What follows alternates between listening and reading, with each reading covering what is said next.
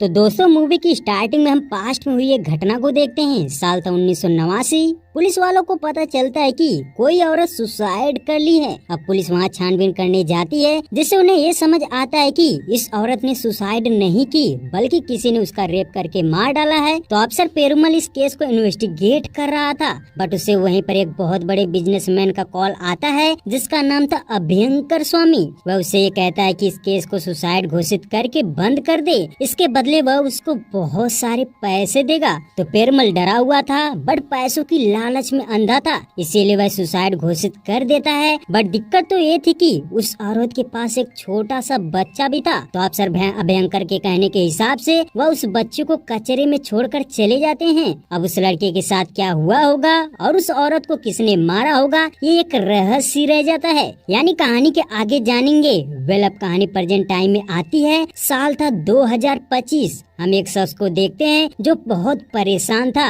दरअसल उसको उसकी बहू का रेवेन्यू डिपार्टमेंट में ट्रांसफर करवाना था, जिसके लिए उसने एचआर मिनिस्टर के पीए को 40 लाख रुपए दिए थे। फिर भी उसने उसका काम नहीं किया। अब इस चीज से वह बहुत दुखी था कि उसका सारा पैसा डूब गया। वेल यहीं पर उसे एक बंदे के बारे में बताया जाता है जिसका नाम था किट्टू, जो एक ब्रोकर था। वह बड़े बड़े बिजनेसमैन के मैटर को सॉल्व करता था, यानी जो भी प्रॉब्लम्स आती सभी को बड़ी ही आसानी से सॉल्व कर देता था। जैसे किसी का मन चाहे जगह ट्रांसफर कराना, किसी के बेटे का एडमिशन कराना। बट वह इन सब चीजों के लिए ज्यादा चार्ज करता था और उसकी ज्यादा डिमांड भी थी। इसी के साथ साथ वह होटल में लोगों के लिए लड़कियां भी सप्लाई करता था। वही जो हमने शुरू में अभयंकर स्वामी के बारे में जाना था, किट्टू उसके अंडर भी काम करता था। तो यहाँ पर जब इस शख्स को किट्टू के बारे में पता चलता है तो वह उसके पास जाता है, उसे अपनी सारी प्रॉब्लम्स बताता है। अब किट्टू का कहना था कि उसे मिनिस्टर के पीए को पैसा खिलाना चाहिए था, ना कि एचआर मिनिस्टर के। इसी वजह से तो दिक्कत हुई है। वेल यहाँ पर किट्टू उसके काम की गारंटी लेता है और उसके बदले वह 10 लाख चार्ज करता है। पैसे तो ज्यादा मांग रहा था, बट वह क्या करता है, वह पैसे देने को तैयार हो जाता है। अब किट्टू अपना खुरापाती दिमाग लगाता है।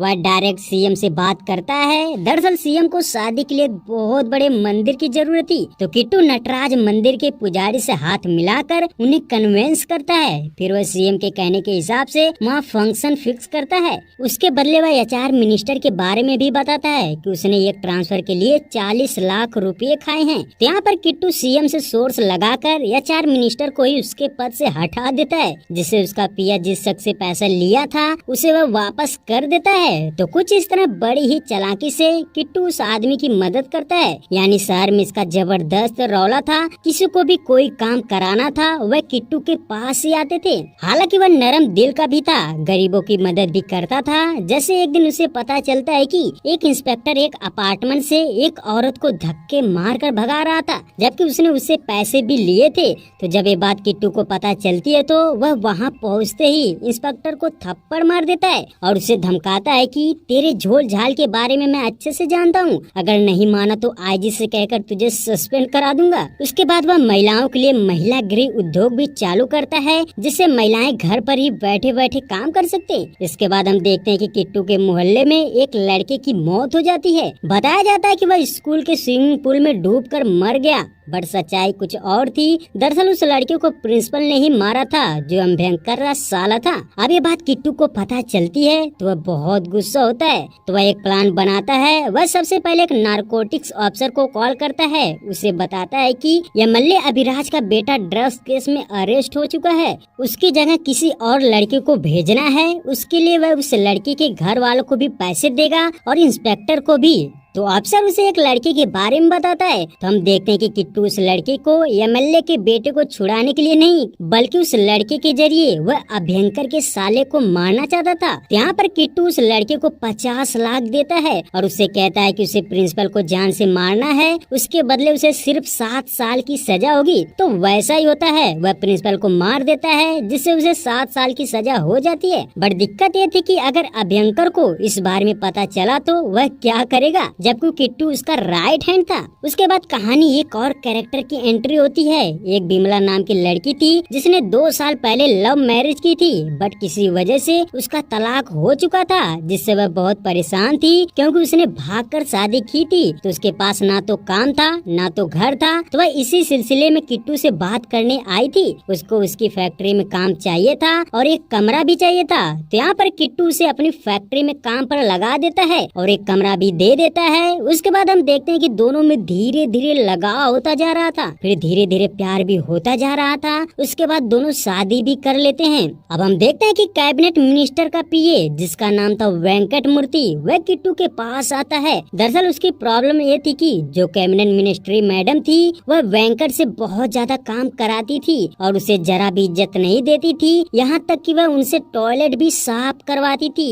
तो इससे तंग आकर वेंकट किट्टू के पास आया था। उसे उसकी खोई हुई इज्जत चाहिए थी। दरअसल उसके पास एक बहुत बड़ा प्लान था। वह किट्टू को बताता है कि मिनिस्टर की एक जमीन है पूरे 300 एकड़ की, उसे एक जापानी कंपनी खरीद रही है। उसके लिए उसे 800 करोड़ देने को तैयार है। तो वेंकट का कहना था कि अगर वह जमीन किसी तरह मेरे नाम हो जाएगी तो मैं तुमको उनमें से 200 करोड़ दूंगा। 200 करोड़ की बात थी तो किट्टू कहता है ठीक है, मुझे कुछ समझ आएगा तो बताऊंगा। उसके बाद किट्टू एक प्लान बनाता है। वह अपनी वाइफ को लेकर एक एमएलए के पास जाता है। वह वहाँ हनीमून मनाने के लिए गया था। अब वह एमएलए को सारी बातें बताता है कि कैबिनेट मिनिस्टर मैम की एक 40 करोड़ की प्रॉपर्टी है, बट वह एक जापानीज कंपनी को बेच रही है जिससे उसे 800 करोड़ मिल रहे हैं। लेकिन अगर ये डील हो गया तो कंपनी की वजह से शहर में बहुत ज्यादा पॉल्यूशन होगा जिससे सभी परेशान हो सकते हैं, इसीलिए आपको ये डील रोकनी पड़ेगी। अब एमएलए अपनी इमेज बनाने के लिए इस चीज को मीडिया के सामने बोल देता है, जबकि उस मीडिया को भी किट्टू ने ही बुलाया था। एमएलए इस प्रोजेक्ट की वजह से होने वाले नुकसान के बारे में बताता है, जिससे उस जमीन पर इन्वेस्टिगेशन बैठ जाती है। अभी मैम को डर था कि अगर ये प्रॉपर्टी मेरे नाम रहेगी तो मैं फंस सकती हूँ, इसीलिए वह अभंकर की सलाह पर अपने पीए वेंकट के नाम जमीन कर देती है। उसका सोचना था कि जब मामला ठंडा होगा तो वह बाद में उससे जमीन वापस ले लेगी। तो जब मैम जमीन वेंकट के नाम कर देती है तो डील के हिसाब से वेंकट किट्टू को 200 करोड़ दे देता है। वहीं दूसरी तरफ किट्टू एमएलए का मर्डर करवा देता है ताकि सारा इल्जाम कैबिनेट मिनिस्टर मैम पर लग जाए। तो एमएलए के मरने की अफवाह से मिनिस्टर ये प्रोजेक्ट रद्द करने का फैसला लेती है ताकि लोगों की नजर में उसकी इमेज बनी रहे। अब वह जमीन बेचने से इनकार कर देती है, जिससे जापानीज कंपनी प्रोजेक्ट बंद कर देती है। तो इस वजह से उस जमीन की कीमत मात्र 40 करोड़ ही रह जाती है, जिससे वेंकट को बहुत नुकसान हो जाता है क्योंकि उसने 800 करोड़ के लालच में जमीन अपने नाम करवाया था। अब प्रोजेक्ट बंद होने की वजह से कीमत घट गई थी। तो वेंकट किट्टू के पास आता है, वह उसे सारी बातें बताता है और अपने कुछ पैसे वापस मांगता है। तो किट्टू कुछ पैसे वापस कर देता है। उसके बाद हम देखते हैं कि कुछ लोग अभयंकर को किट्टू के बारे में बताते हैं कि वह आपके ही अंडर काम करता है और करोड़ों की हेरा फेरी करता है। वह उससे ये भी बताते हैं कि वेंकट ने किट्टू से करोड़ों रुपए मांगे थे, तो किट्टू ने एक झटके में वह पैसे वापस भी कर दिए। वहीं उसने एमएलए का भी मर्डर करवाया था। तो यहाँ पर अभयंकर को पहली बार किट्टू की सच्चाई पता चलती है कि वह कितना बड़ा दलाल है। तो अब अभयंकर को उसके बारे में जानना था, इसलिए वह एक टास्क फोर्स टीम बनाता है। उसका हेड राम नाम का अफसर था। उसे ये कहता है कि वह किट्टू के बारे में डिटेल में पता करे कि वह अब तक किसके किसके काम करवाया है और कैसे पैसे लिए हैं, यानी पूरी डिटेल के साथ। अब हम देखते हैं कि इन्वेस्टिगेशन से पता चलता है कि किट्टू का हर एक स्टेट में नेटवर्क फैला था। प्रॉपर्टी डीलिंग, बिजनेस ट्रांसफर सब काम संभालता था, जिससे कमीशन लेता था और ये सब इलीगल काम करके वह लगभग 6000 करोड़ कमाया था। और जब ये बात सबको पता चलती है तो सबकी आंखें फटी की फटी रह जाती हैं, क्योंकि एक नॉर्मल ब्रोकर इतना कैसे कमा सकता था। वहीं अभयंकर को भी पता चल जाता है कि उसके साले को किट्टू ने ही मरवाया था, जिससे चलते ही उसके दोस्त मारन को भी पकड़ लिया जाता है। वहीं किट्टू ने बिमला को भगा दिया था, बट उसे भी पुलिस पकड़ लेती है और किट्टू भी पकड़ा जाता है। अब उससे मार पीट कर ये पूछा जाता है कि उसने 6000 करोड़ कहाँ छुपाए हैं। किट्टू का कहना था कि उसने तो ये पैसे कमीशन से कमाए हैं, अगर सबका नाम बाहर आ गया तो सभी फंसेंगे। वहीं अभयंकर भी गुस्से से उसे बहुत मारता है और उसे जान से मारने की सोचता है, बट दिक्कत थी कि पैसों की, कि आखिर उसने पैसा कहाँ छुपाया। तो टास्क फोर्स टीम को इन्वेस्टिगेशन से ये पता चलता है कि उसके लगभग 700 अकाउंट थे। वह सारे अकाउंट्स को ब्लॉक ब्लॉक करवा देते हैं, जिनमें सिर्फ 700 करोड़ ही पैसे थे। वह उनको ये पता चलता है कि किट्टू गरीबों की मदद करता था, फिर चाहे गरीब लड़कों के पढ़ने के लिए कॉलेज में एडमिशन हो या गरीबों के लिए काम धंधा हो, सब चीजों में मदद करता था। वह अपना कमाया हुआ ज्यादा से ज्यादा पैसा गरीबों की मदद में लगा दिया था। तो जब ये बात सबको पता चलती है तो उनका कहना था कि जो काम सरकार नहीं करती वह अकेले किट्टू ने कर दिखाया। वेल अब राम उससे पर्सनली मिलता है। वह उसके पास्ट के बारे में जानना चाहता था कि वह कहां से आया है, उसके माता पिता कौन थे।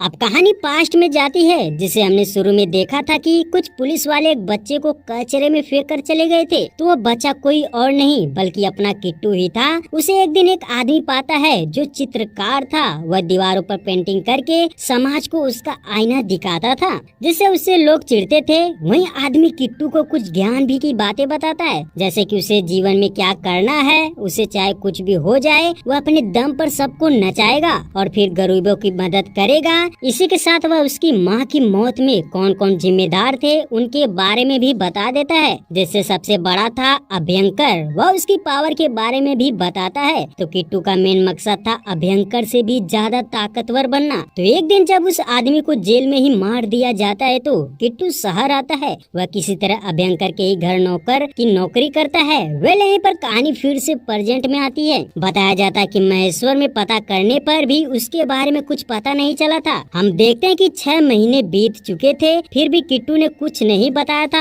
बट एक दिन उससे पता चलता है कि उसने सारा पैसा कचरों में छुपाया है। तो पुलिस को वहाँ से टोटल 5000 करोड़ पैसे मिलते हैं। तो कुछ इस तरह पुलिस को तो उसका पैसा मिल गया था, बट उसके ऊपर फ्रॉड का केस फाइल कर दिया जाता है और फिर किट्टू को किसी तरह बेल मिल जाती है। बट उसे डेली कोर्ट में हाजिरी देना पड़ता था। वहीं जितनी भी किट्टू की प्रॉपर्टी थी ना, सब पर ताला लगा दिया गया था। यानी किट्टू पूरी तरह से बर्बाद हो चुका था। अब मारन उससे ये कहता है कि उसने एक काम करके बहुत गलत किया, क्योंकि समाज में उनकी बहुत बेइज्जती हो रही है। इस पर किट्टू से ये समझाता है कि हम इसके अलावा कर भी क्या सकते थे, क्योंकि हमारे देश में करप्शन बहुत ज्यादा है। इसमें मिनिस्टर, एमएलए, बिजनेसमैन सभी मिले हुए हैं। वह हर तरह से पब्लिक को परेशान किए जा रहे हैं। इसी के साथ वह अभयंकर की पावर के भी बारे में बताता है। वह कितना खतरनाक है, चाहे कोई भी देश हो उसे कुछ फर्क नहीं पड़ता। वह सबको अपनी पावर के दम पर नचाता है। यहीं पर यह भी पता चलता है कि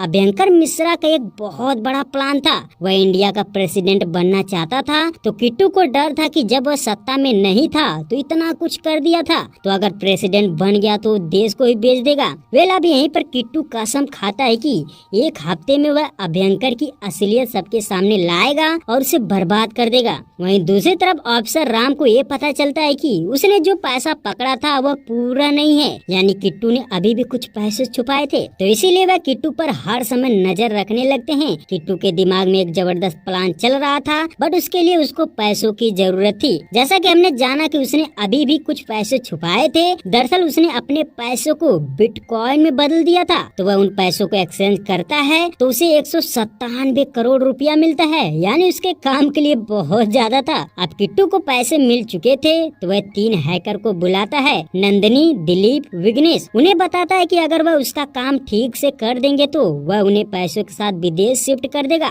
वहीं दूसरी तरफ अभयंकर के प्रेसिडेंट बनने से पार्टी के कुछ लोग नाराज थे। उनका कहना था कि वह एक बिजनेसमैन है, वह हर समय पार्टी से दूर रहा, फिर अचानक कैसे प्रेसिडेंट बन सकता है। तो अभयंकर उनको अपनी पावर दिखाने लगता है। उसके कहने से यही लगता है कि अगर वह प्रेसिडेंट बन गया तो इंडिया की इकोनॉमिक क्रैश हो जाएगी, गरीब और गरीब हो जाएगा, यानी कुल मिला जुला कर वह देश को ही बेच डालेगा। उसके बाद किट्टू हैकर की मदद से उसकी फैक्ट्रियों में वायरस के जरिए उनका सिस्टम डैमेज करा देता है, जिससे अभयंकर को उसकी सारी फैक्ट्री को बंद करना पड़ता है। अब बंद पड़ी फैक्ट्री को किट्टू बड़ी ही चालाकी से उन्हें ब्लास्ट कर देता है, जिससे अभयंकर को बहुत बड़ा नुकसान होता है। हालांकि इसी बीच ऑफिसर किट्टू पर नजर रख रहे थे, बट वह तो नॉर्मल था। उन्हें समझ नहीं आ रहा था कि किट्टू तो यहाँ चुपचाप बैठा है, फिर ये सब कौन करवा रहा है। मामला इतना ही नहीं था, किट्टू का एक और प्लान था। वह एक दिन उसके ही फैक्ट्री के कंटेनर में कुछ गाय भरकर रास्ते में एक्सीडेंट करवा देता है, जिससे खबर लीक हो जाती है और सारा इल्जाम अभ्यंकर पर आता है कि वह अपने काम के लिए जानवरों की ट्रैफिकिंग करता है। इस चीज से अभ्यंकर का बहुत नाम खराब होता है। वह पागल सा हो चुका था कि उसके साथ ऐसा कौन कर रहा है, तो इस चीज से उसके प्रेसिडेंट बनने में खतरा था। इसीलिए कैबिनेट मिनिस्टर राम को ऑर्डर देती है कि मुझे एक और लफड़ा नहीं चाहिए, वह बाहर रहा तो कुछ न कुछ करता रहेगा, इसीलिए उसे गिरफ्तार कर लो। वेल अब राम किट्टू को पकड़ने की कोशिश करता है, बट किट्टू सभी पुलिस वालों को मारकर भाग जाता है। अब वह अपने तीनों हैकर को एक फैक्ट्री में ले जाता है, वह उसका ही अड्डा था। अब वह एक और मास्टर प्लान बनाता है कि एक बहुत बड़े बिजनेसमैन जिसका नाम था फिरोज, उसके बेटे को टारगेट करता है। वह नंदिनी की मदद से किडनैप करवाता है, फिर उससे डिमांड करता है कि वह अभ्यंकर को प्रेसिडेंट ना बनने दे। किट्टू यह भी उसे बताता है कि उसे पता है कि तुमने अभ्यंकर को प्रेसिडेंट बनाने के लिए 8 एमपी को हजार हजार करोड़ दिए हैं। तो किट्टू का कहना था कि वह अभ्यंकर को प्रेसिडेंट ना बनने दे और वह उसका सारा पैसा यानी 8,000 करोड़ वापस दिलाएगा। तो फिरोज गुस्से से अभ्यंकर को कॉल करके बहुत डांटता है और उसे कहता है कि अगर उसके बेटे को कुछ हुआ तो वह उसे नहीं छोड़ेगा। अब अभ्यंकर राम की मदद से किट्टू को ये बताता है कि वह फिरोज के बेटे को छोड़ दे और अभ्यंकर को प्रेसिडेंट बनने दे, इसके बदले वह उसे 8,000 करोड़ देगा और उसे विदेश में भी शिफ्ट कर देगा। राम इसकी बात मानने से इनकार कर देता है। उसका कहना था कि वह जिसका सपोर्ट कर रहा है क्या वह सही है। फिर वह फिरोज के बेटे को मारने की धमकी देकर फोन कट कर देता है। इससे फिरोज और परेशान हो जाता है। उसके बाद किट्टू और एक और बहुत बड़ा फिर परेशान हो जाता है। उसके बाद किट्टू एक और बहुत बड़ा कांड कर देता है। दरअसल वह पिछले 15 सालों में जितने भी इंफॉर्मेशन अभ्यंकर के खिलाफ इकट्ठा की थी उसे ऑनलाइन लीक कर देता है। वह ये बताता है कि अभ्यंकर पूरे देश में हर एक व्यक्ति का पैसा खाया है और उसके सारे करप्शन की लिस्ट लीक कर देता है, जिससे पता चलता है कि उसने 68 लाख करोड़ का स्कैम किया था। और जब ये बात लोगों को पता चलती है तो चारों तरफ हाहाकार मच जाता है, क्योंकि किट्टू ने सारी पोल खोल दी थी, जिसकी वजह से अभ्यंकर की इमेज खराब हो जाती है और फिर उसे प्रेसिडेंट के कैंडिडेट से हटा दिया जाता है। वहीं हम देखते हैं कि राम इसी दौरान कुछ हैकर की मदद से किट्टू के लोकेशन को ढूंढ पाता है। पता चलता है कि वह एक टनल के अंदर था यानी अंडरग्राउंड था, तो वहाँ से उसे चारों तरफ से घेर लिया जाता है। अब किट्टू एक डिमांड करता है कि वह फिरोज के बेटे को छोड़ देगा, बट उसके बदले उसे अभ्यंकर चाहिए। तो किट्टू के कहने के हिसाब से अभ्यंकर को उसके पास भेज दिया जाता है। वहीं किट्टू फिरोज के बेटे को छोड़ देता है। उसके बाद अभ्यंकर के वहाँ पहुँचते ही किट्टू उसे जान से मार देता है और फिर वहाँ से गायब हो जाता है। वह पहले ही अपने हैकरों को वहाँ से भगा दिया था। वहीं पुलिस को भी किट्टू नहीं मिलता। हम देखते हैं कि किट्टू ने बहुत सारे पैसे इकट्ठा किए थे, वह सारे पैसे गरीबों के खाते में ट्रांसफर करवा देता है। तो कुछ इस तरह किट्टू अभ्यंकर का पर्दाफाश करके उसे मार देता है और पकड़ा भी नहीं जाता।